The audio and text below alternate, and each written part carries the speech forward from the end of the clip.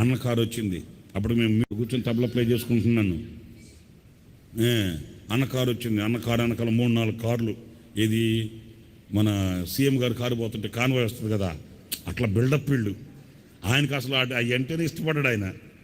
ఇంకా అన్న కారు వెనకాల 4-5 కార్లు వేసుకుని దుమ్ము రేపుకుంటూ వచ్చారు గ్రౌండ్లోకి. రండి దుమ్ము దులుపుతారు రండి అనుకున్నాను నేను కూడా. వచ్చారు.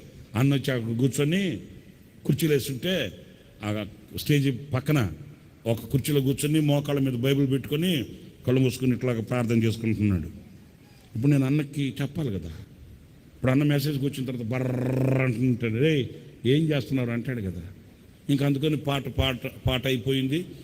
ఇంకొక అబ్బాయి పిలిచి క్యాసెట్లు వాటి గురించి చెప్తా ఉండు, నేను అన్నతో ఒక మాట మాట్లాడేసి వస్తానని చెప్పి ఆ తబలా దగ్గర నుంచి నేను లేచి వెళ్ళి అన్న మౌనంగా ప్రార్థన చేసుకుంటే చెవు దగ్గరికి వెళ్ళన్నా అన్నాను.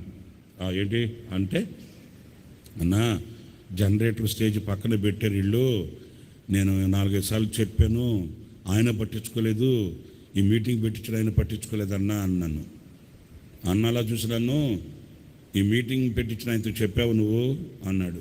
2 సార్లు చెప్పానన్నా, ఏం పట్టించుకోలేదన్నా అన్న. ఆయన ఎక్కడున్నాడు? యేసన్ గారు పక్కన కూర్చొని ఉన్నాడు.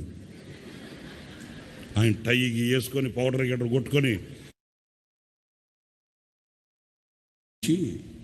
ఆ జనరేటర్ని అక్కడి నుంచి తీసి వెనక దూరంగా పెట్టినంత వరకు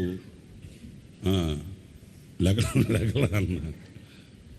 ఆఖరిలో ఆ పాస్టర్ గారు అంటాడు నన్ను, బెదరో బలు పనిచేసావు బెదరు, నేనేం చేశాను, నువ్వు కదా చేసుకుంది. భలే విచిత్రంగా ఉంటాయి. తడుకోకుండా చెప్తాడు కొన్ని సందర్భాలు, తడుకోకుండా చెప్తాడు. దైవ జ్ఞానం అది, మామూలు జ్ఞానం కాదు.